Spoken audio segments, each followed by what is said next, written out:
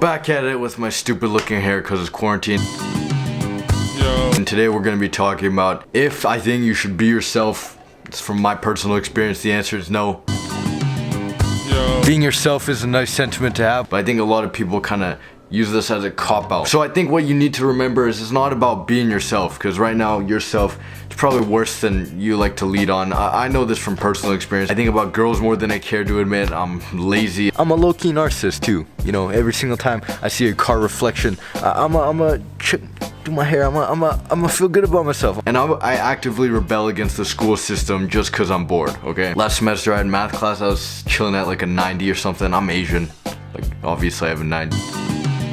Yo. I was so frustrated with the school system. I don't need the school system, man. I'm a creative. I decided to rebel on the final. Wrote 69s all over the test and I regretted it instantly. I finished with like an 80 and yeah, sure, I'm rebelling or being me. I'm being my true self or whatever. Because I'm a rebellious guy, that is me, but that's not the best version of me. I've come to terms with the fact that I just hate school. Hate it. Every subject. I absolutely cannot stand it. I don't listen to teachers, like that's who I am and that's okay. But if I don't spend all that other time working on YouTube, other projects, skateboarding, I'm wasting that time. I'm not being the best person who I can be. So accept who you are. If you're an artist deep down inside, you need to be a painter, go paint. But don't spend your days going on TikTok scrolling like a dead zombie. I think a better way to look at it is to try and be the person you know you can be instead of accepting yourself for who you are. Don't sacrifice who you could be for who you are. I think our society, I sound like every teenage white girl, our society.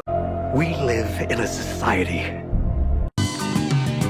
I don't know what else to say. We are built to try and like accept ourselves and put in less effort now. Like 50 years ago, right now, I would probably be considered not muscular enough or whatever, but now I just get a call that toxic masculinity. Malcolm X was a prisoner before he became one of the most influential icons of all time. Every YouTuber was broke before they made it up, and none of those guys who were at the dead bottom would have made it if they hadn't tried to become their best self. Being yourself is lying in your bed, eating Doritos, and doing nothing with your life. Being your best self is waking up even though you don't want to. Look at who you can be, because I know it's more than who you are now. Straight up, if you're watching my videos, you got a lot of potential, alright? That's a joke, by the way.